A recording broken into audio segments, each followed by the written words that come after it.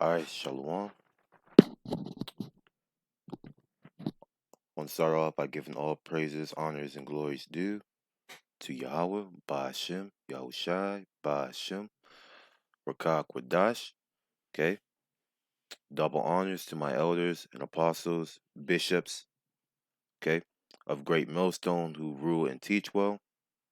And I want to give my peace, blessing, and salutation out there to the elect scattered abroad. Okay. Uh, I don't know exactly what I'm going to title this lesson, but the spirit hit me as I was, driving, working, and I remembered to do the video today because if I don't, I will forget. Trust me. There has been plenty of lessons that I got inspired to do, but because I didn't write them down, I forgot them and never. Most cases, I never remembered them. So I got to start writing things down when I have the time because when you're working, you don't really have the time to write things down. Anyways, so I had the conversation with a brother last night. Uh, Pretty much he didn't want to have that type of conversation, but he was telling me about all the issues and the problems he was having. I'm not gonna go into too detail, but as he was explaining me the issues and problems, I started to realize that half of these issues were situations that could have been prevented. You know, uh, Jake tends to put hell on themselves. Most times it's just unnecessary. There's a way you go about things, especially when dealing with people in the world. And uh, when you're in your flesh all the time, when you're thinking carnally, you won't exactly be well equipped to deal with it. Instead, you lash out and lash out with anger and whatnot, and it just makes the situation worse.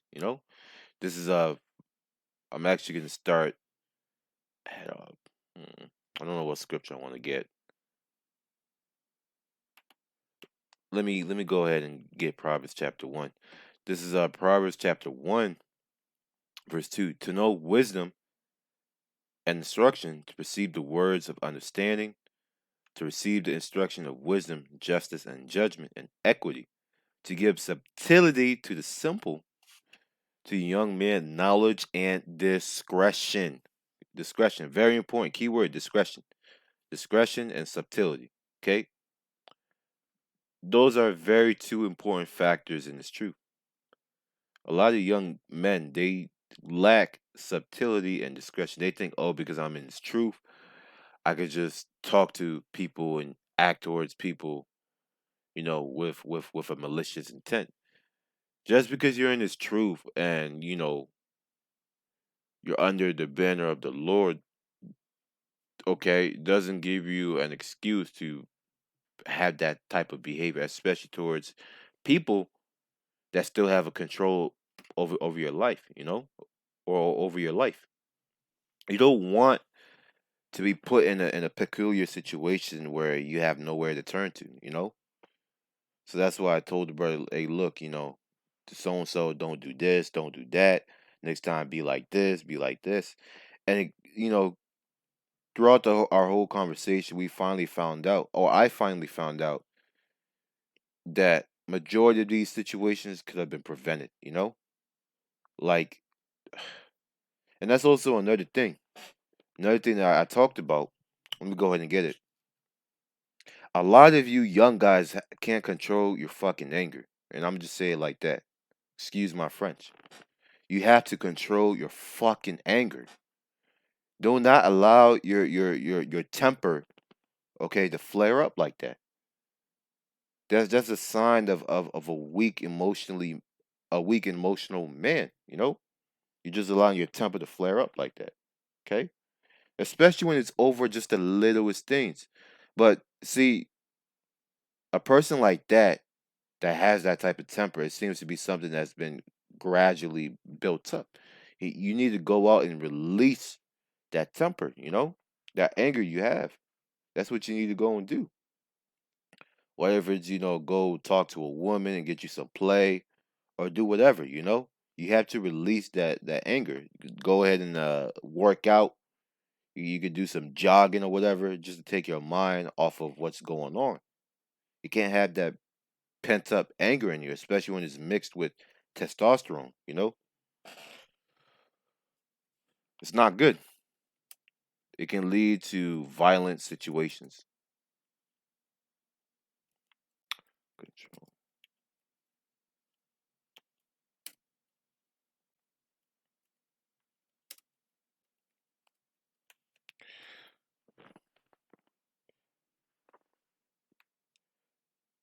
Okay.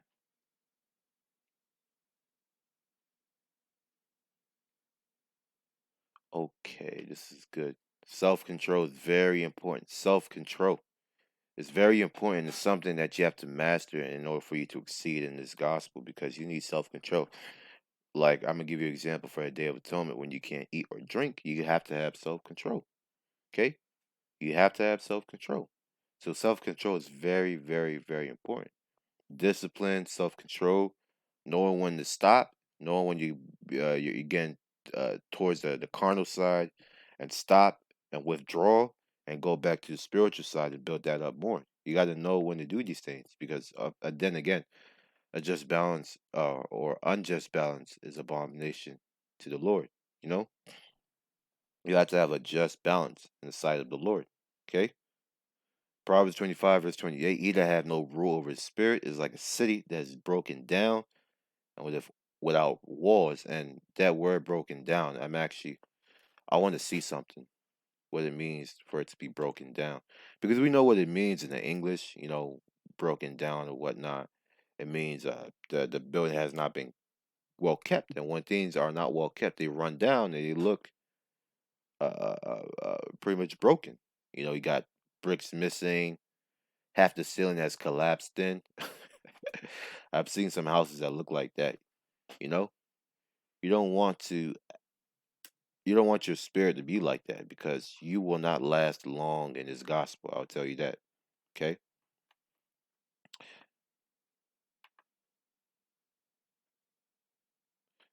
That's the classic version. Let me go here. This is Proverbs 25, verse 28. And I'm going to go into the blue letter. Let's get the concordance. Yeah. Broken down. Paras. Or you could say para.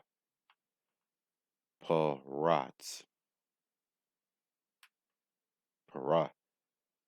To break through or to down or over, burst, breach, to break or burst out, to break through, to break up, to break in pieces, to break out violently, to break over limits, to use violence, to burst upon, to spread, to distribute, to be broken through. It says here,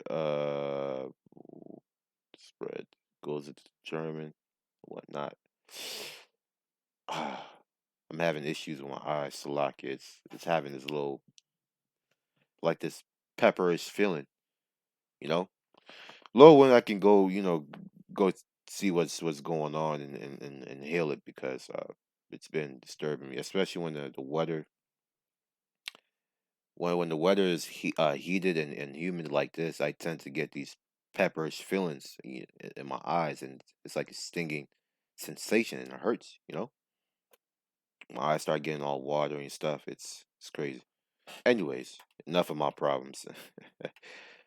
So pretty much you understand the meaning of break down. You're pretty much without defense when you're broken down like that. So you having that type of spirit, is not going to lead to success in this truth. You got to control your spirit. That's what the scripture says that let not uh the sun go down upon your wrath. You got to learn how to tame anger, because truth be told, anger is not really a fruit of the spirit, and I'm gonna prove that. Scripture says it's okay to be angry and sin not. But the problem with a lot of people is they keep the anger on them. Anger is supposed to be a momentarily thing. You can't keep the anger on you, man. And that's something you have to learn. God, man. And this is why brothers have been, avoiding speaking to the brother, because essentially we're telling the same thing over and over and over again. And he's just not getting it.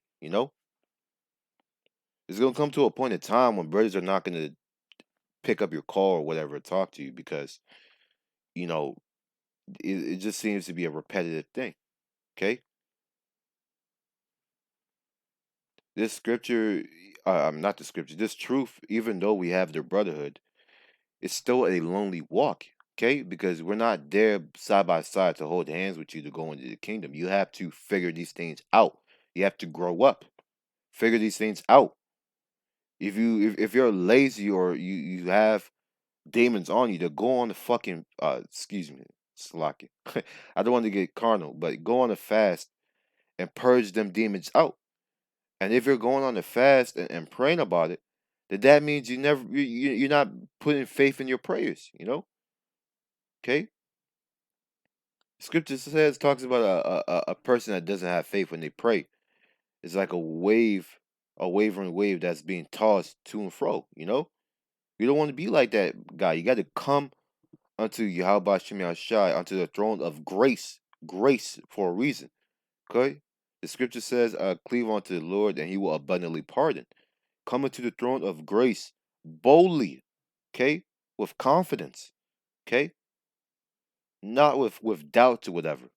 But that's something, again, work out your own salvation with fear and trembling. You have to figure that out on your own. And if you don't figure that out on your own, if you're not of the elect, we know about the parable about the man or the seed that endured for a little while, but when persecution came, you know, it endured for a little while and then it fell away. Okay? And I don't want to see you fall away over minuscule things that has been building up. You got to become a new creature. You have to take affirmative action. You got to look yourself in the fucking mirror and say, am I going to complain, keep on complaining about situations, or am I going to actually apply what I've learned to maneuver through these situations and make it easier? Anyways, oh boy.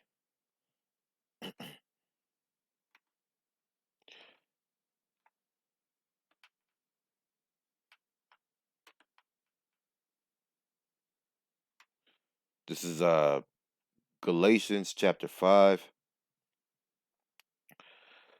verse 19. Now the works of the flesh are manifest, which are these, okay? Adultery, fornication, uncleanliness. Actually, this is not it. Let me see. Okay, yeah, it is it. Okay, okay. There was also another one that goes a little bit deeper than this. I think this is it. Okay. Now the works of the flesh are manifest, which are these: adultery, fornication, uncleanliness, lasciviousness, idolatry, witchcraft, hatred, variance, emulations, wrath, strife, seditions, heresies, envyings, murders, drunkenness. That's spiritually and you know, you could also say physically as well because a man that's always drunk all the time, it's not good. Okay, it's not good. That alcohol could take you away if you're not careful. Revelings, which is like party and just turning up to be reveling. Okay, and such like, things that are not mentioned but that are similar, of the which I tell you before, as I have told you in time past, that they which do these things shall not inherit the kingdom of the Most High. And this goes for us as well, you know, that believe in this truth. We have to understand and purge these works of the flesh. Okay? Purge these works of the flesh because even though We are not perfect. We still striving to perfect ourselves. That's what it means to become a new creature. We still striving to be like Yahushua. Okay, as close to him as possible. Verse 22. But the fruit of the spirit is love, joy, peace, long suffering, patience. Let patience work her perfect work. Gentleness, goodness, faith, faith. Okay, just from our conversation alone, I could tell that you had no faith. You know, that's why your situation has not been changing. Meekness, temperance, against such there is no law. And they that are Hamashiachs have crucified the flesh with the affections and lust. If we live in the spirit, let us also walk in the spirit. Okay, so you got to walk what you teach. That's a very important thing. The scripture says, let me go ahead and get it. It teaches not thyself, You're doing these lessons and you're not applying them what you learn. And that comes through experience as well, because knowledge is the first thing that comes, wisdom is what comes second. But the last one that comes is understanding. Okay, understanding is very slow, and it comes when the Lord wants it to come. And usually, when you're about to get understanding, is when you go through like some hell where it forces you to apply that knowledge and wisdom. That's when you finally gain the understanding. It's very spiritual. I'm speaking from experience from the from few situations that I've been through. This is Romans 2 verse 21. Thou therefore which teaches another, teaches thou not thyself? Though thou preachest man should not steal, dost thou steal? I mean, you're preaching all these things, which I don't know what you exactly say in your videos, but I know that you're preaching the doctrine of Yahweh Bashem Yashai, of course. But if you're preaching these things and you know these scriptures, you got to start applying them, what you know, what you learn. Start applying them in your walk, and you will at least see Yahweh Hashem Yahshai work on your behalf. No, I promise you. The scripture says, look at the generations of old. Have any of them that trusted in Yahweh Hashem Yahshai were confounded? Okay? In fact, I'm going to go ahead and get that.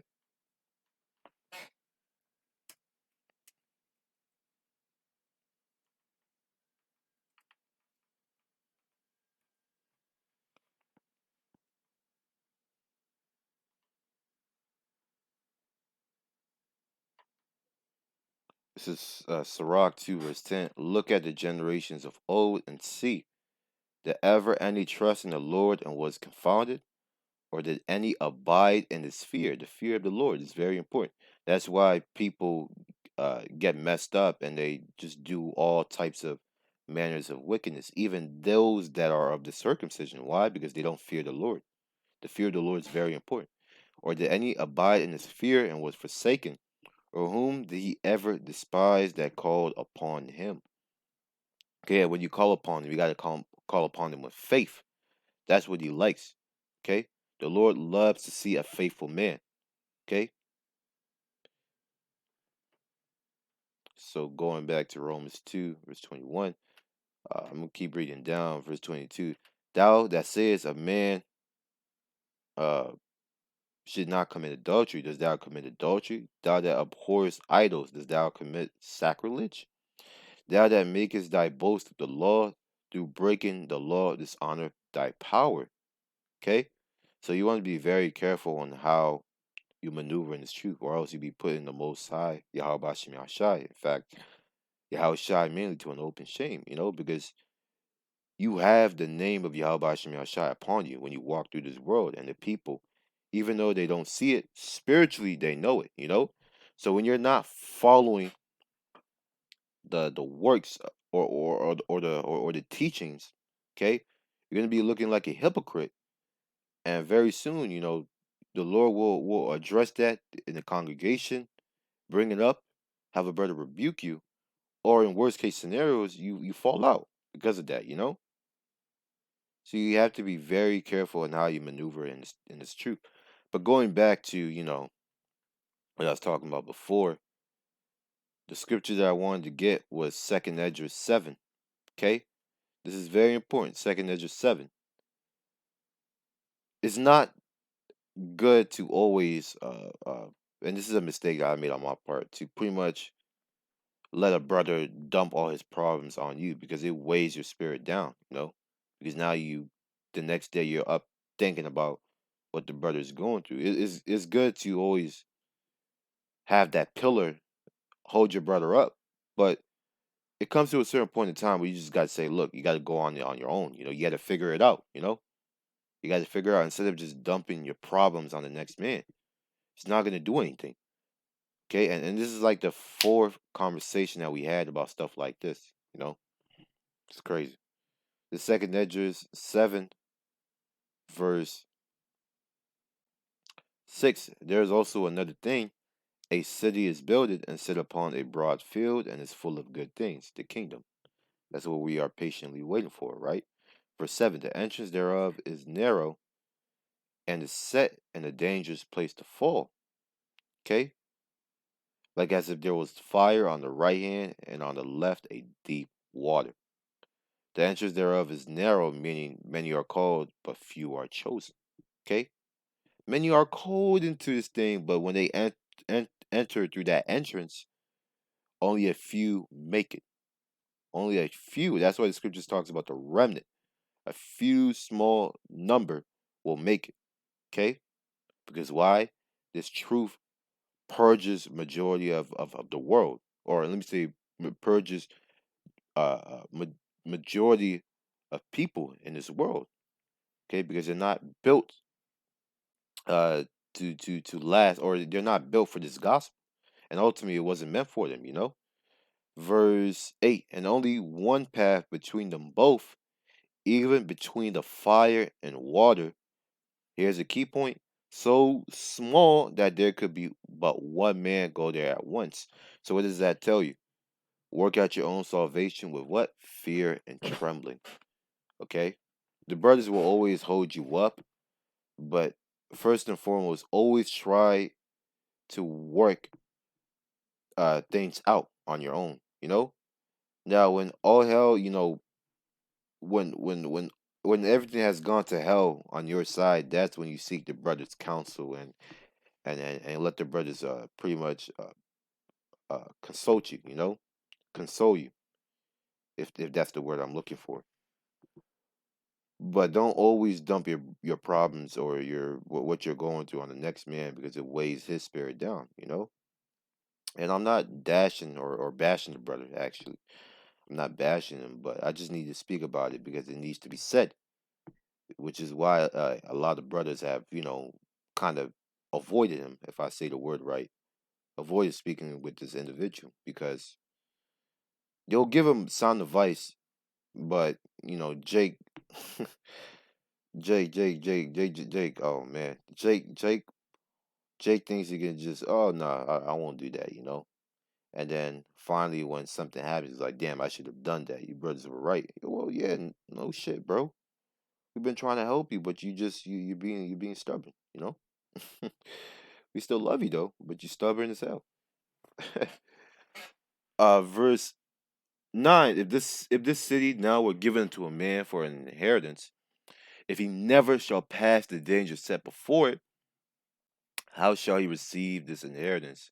And that danger before it are the tribulations that you will face walking through this narrow path. Okay? If you can't handle the tribulations now, how much more during the time of Jacob's trouble?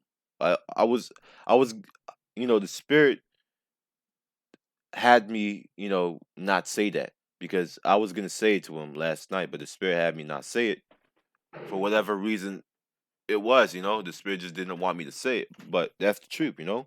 If you're struggling with this certain tribulation now, how much more during Jacob's trouble when you have no access to brothers? Okay, I'm not saying that you're not gonna see a brother once in a while or whatever, but for most of the time you could be on your own. How would you fare then? That's why you have to, and also this scripture right here. having a good foundation. A good foundation. You have to also root yourself in. In fact, let me get that. The Spirit told me to go back.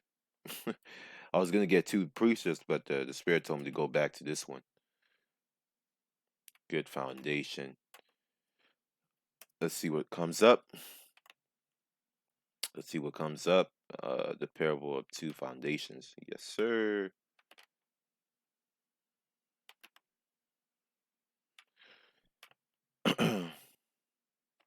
Oh, this is good. Matthew 7, verse 24. Therefore, whosoever heareth these sayings of mine, okay, and doeth them, okay, because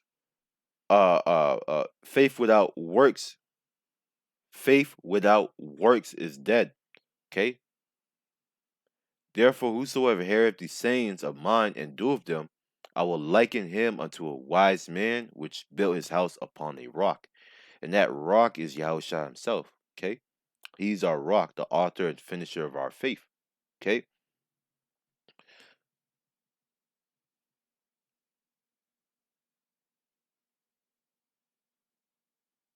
Let me go ahead and read.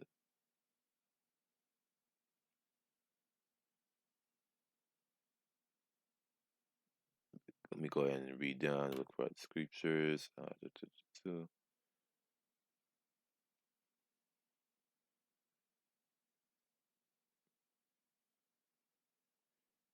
Let me actually check this one out right here. First Corinthians. Oh, this is good. First Corinthians chapter 3, verse 11. For other foundation. Actually, let me read up at verse 10. Okay. Verse 10. According to the grace of the Most High, which is given unto me as a wise master builder, I have laid the foundation, and another buildeth thereon. But let every man take heed how he buildeth thereupon. You got to be careful how you you maneuver in this truth. Okay, that's what it means to build thereupon. Especially when it comes to stuff like what you're teaching, you got to be careful on what you say. You gotta be careful on what you do because the sheep are watching and they're looking at you as an example of Yahushua. Okay, and you don't want to be a bad example unto the flock. Verse 11: For other foundation can no man lay than that is laid, which is Yahushua Mashiach. So there is no other foundation that you can lay that's already been laid. Yahushua is the ultimate foundation. He's the best one, the premium one you can get for free. Verse 12. Now, if any man build upon his foundation gold, silver, precious stones, wood, hay, stubble, it mentions gold, silver, precious stones. That's the superior quality, and then the wood, hay, and stubble. That's the inferior quality. Okay. Every man's work shall be made manifest, for the day shall declare it, because it shall be revealed by fire. And a fire, which is the tribulation, and ultimately those missiles, shall try every man's work of what sort it is. Okay? So your work will be revealed, will be made manifest in the days of Jacob's trouble. Okay? That's what the scripture says. Then shall it be known who are my chosen. People will, you will see, uh, how do I word this? You pretty much see the fruits of your labor during Jacob's trouble. Whether you've been actually spiritually building up your bank account or you've been bullshit. It will be revealed in that time, and you don't want to be found out. Be the guy that pretty much did the work but wasn't able to finish it, or you half-assed it and you didn't try with all your might. You were bullshitting, half-stepping, halfway there, to the finish line. You don't want to be that guy. Verse 14, if any man's work abide which he has built thereupon, okay, which it means it doesn't fade away, it stays there. That's someone who has faith, okay, who's rooted and grounded. He shall receive a reward, okay, which is that deliverance. But if any man's work shall be burned, he shall suffer loss, but he himself shall be saved, yet so as by fire. Okay, but the point is, you don't want to be the guy that has their foundation upon the sand. Okay, and now when you're building and building and building, and the building is getting taller and taller, that your foundation starts to crumble, and the whole house falls. You don't want to be that guy, you know. So it's very important to pretty much root and ground yourself and take heed to wise counsels. I'm gonna go back to Proverbs 1 because there's something that there I wanted to get. This is Proverbs 1 verse. I'm gonna jump straight. It's in here. No, I think it's in Proverbs 25. No, it's not there. There's a scripture that I wanted to get. Let me see if I can find it. Attain unto wise counsels.